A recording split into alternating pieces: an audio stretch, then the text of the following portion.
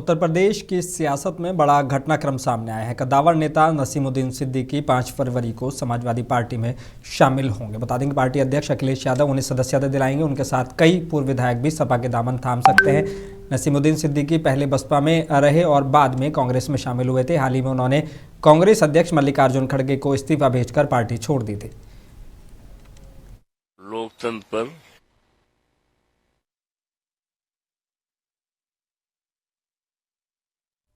दिल्ली में भाजपा सांसद निशिकांत दुबे द्वारा राहुल गांधी की संसद सदस्यता समाप्त करने और आजीवन चुनाव लड़ने पर रोक लगाने की मांग के बाद सियासत गरमा गई है। समाजवादी पार्टी के सांसद अवधेश प्रसाद ने इसे लोकतंत्र को कमजोर करने की कोशिश बताया। लोकतंत्र पर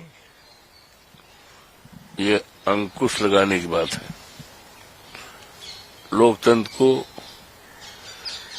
कमजोर करने की और जो संविधान में बाबा साहब भीमराव अम्बेडकर ने जो संविधान में मौलिक अधिकार दिया है, ये मौलिक अधिकार पे हमला है। और सीतापुर में कांग्रेस ने मनरेगा बहाली और डीपीआरओ के खिलाफ कार्रवाई की मांग को लेकर गांधी पार्क से विकास भवन तक पद यात्रा निकाली है। नेतृत्व शिव प्रकाश सिंह और रत्नम राठौड़ ने किया है।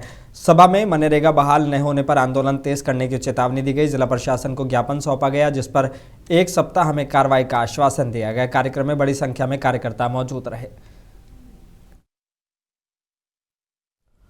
और वंदे मातरम को अनिवार्य करने की चर्चा के दौरान मुरादाबाद में इंडियन यूनियन मुस्लिम लीग के नेता मौलाना कौसर हयात खान ने बड़ा बयान दिया है। उन्होंने कहा कि मुसलमानों पर जबरदस्ती किसी विचारधारा या संस्कृति को थोपना सही नहीं है।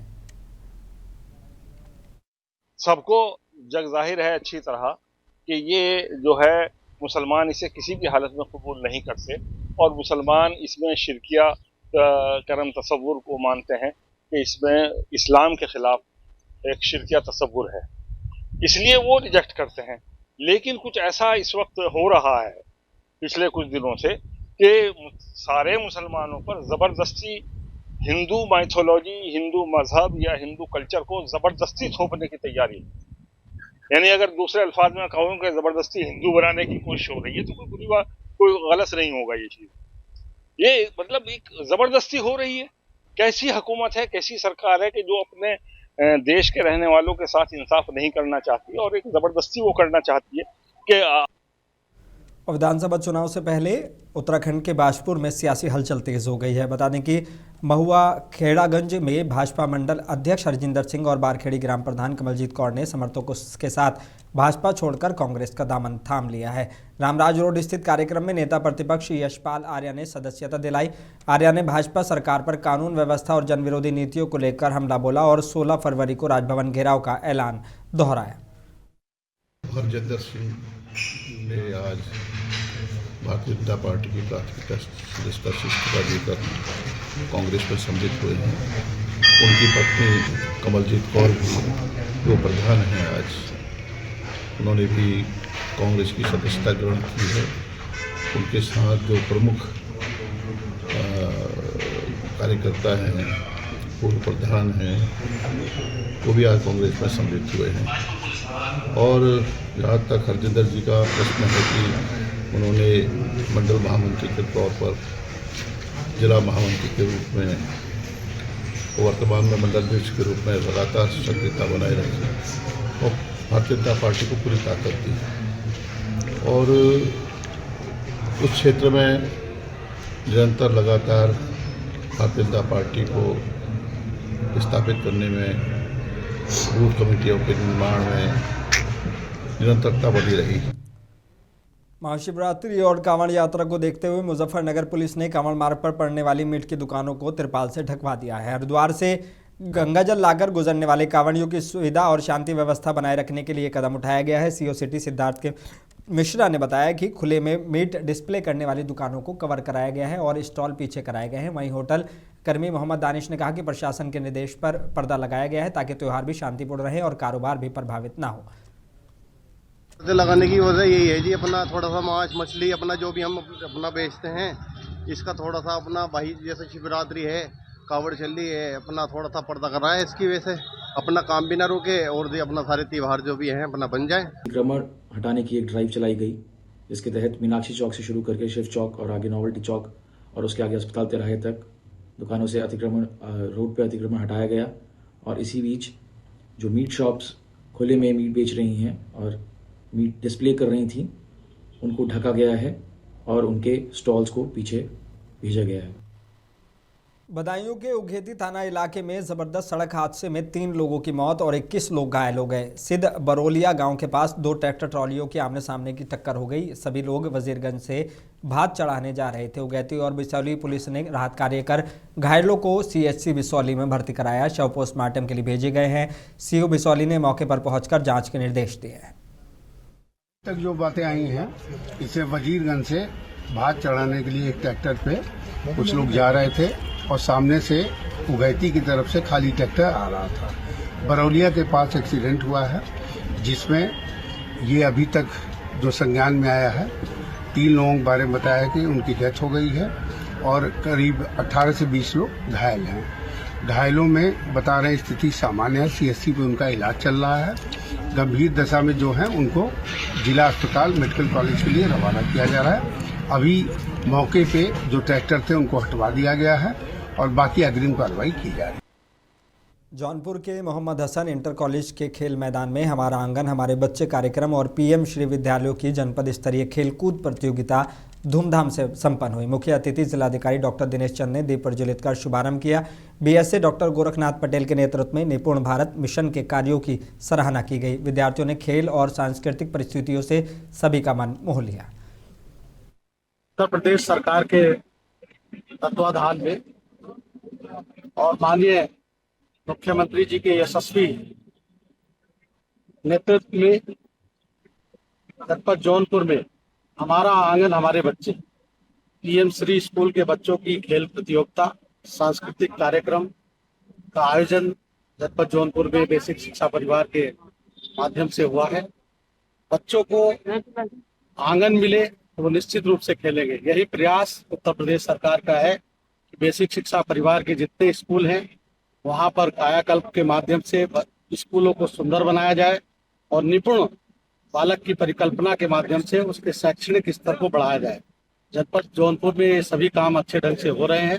मैं बेसिक शिक्षा परिवार और सभी अध्यापक गण का और प्यारे बच्चों का हृदय से आभार व्यक्त करता हूँ और बच्चों को ढेर सारी शुभकामनाएं देता हूँ कि वो अपने आंगन में जो उत्तर प्रदेश सरकार के संरक्षण में स्कूलों में परिसर बनाए जा रहे हैं, खेल के लिए व्यवस्था की जा रही है, उनका लाभ उठाकर अपने व्यक्तित्व को संवारे और आगे बढ़े और राष्ट्र की सेवा करें।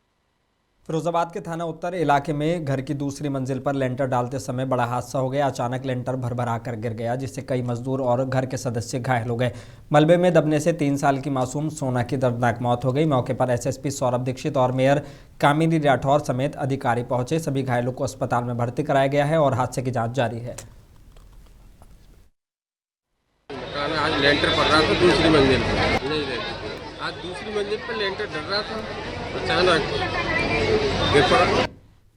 फिरोजाबाद के आईवी इंटरनेशनल स्कूल की छात्रा प्रियांशी राजपूत का चयन सीबीएसई अंडर 17 राष्ट्रीय महिला क्रिकेट टीम में हुआ है। कक्षा 11 की प्रियांशी पिछले 5 सालों से क्रिकेट खेल रही हैं और एक प्रतिभाशाली गेंदबाज है। नॉर्थ जोन में शानदार प्रदर्शन के बाद उनका राष्ट्रीय टीम में चयन हुआ है। विद्यालय की प्रधानाचार्य डॉक्टर नंदिनी यादव और कोच पवन शर्मा ने इसे जिले के लिए गौरवपूर्ण उपलब्धि बताया। आप मेरे साथ देख रहे हैं Priyanshi Rajput, class 11th science की स्टूडेंट, जिनका चयन सीबीएसई की तरफ से इंडिया स्ट्राइकर की टीम में हुआ है। और आज आप देख रहे हैं कि वो एक अलग यूनिफॉर्म में दिखाई दे रही है। ये यूनिफॉर्म सीबीएसई की तरफ से।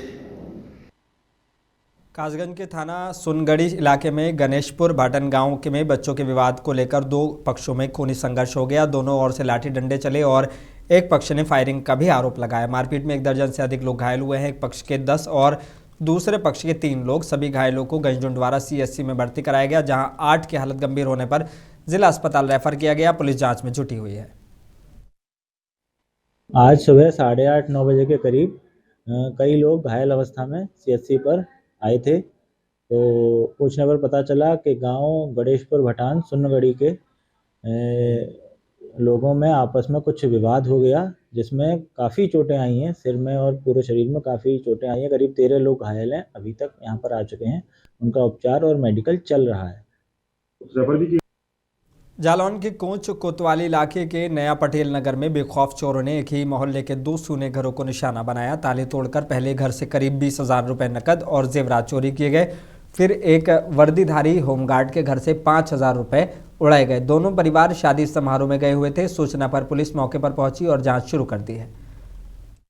5,000 रुपये अगर साहब हम भानज की शादी में गए थे, कल सीओ साहब के न ड्यूटी करके हम चले गए। वो बस इसके बाद बस हम होना भानज की शादी में हर आदमी जाता ही करना, और सुबह चिकटू नहीं उतरी है। ठीक है, सुबह शाम सीधे कहाँ रखे थे पैसे? पैसा हमारे वहीं उसी से रखे थे। 500 जने जाते दूधवा लेके। अच्छा। और 5,000 एक जन को देने थे। तो घर पे कोई था नहीं? तारे लगे थे साहब, और रोज तारी लगी रहती हमारे, हम ड्यूटी चले जाते।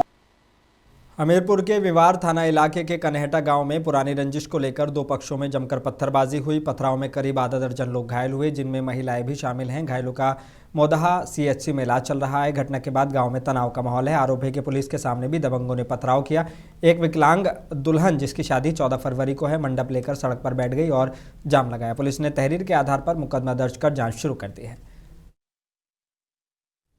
हमीरपुर के जलालपुर थाना इलाके के राजामऊ गांव के पास तेज रफ्तार 2 ट्रकों की आमने सामने जोरदार भिड़ंत हो गई।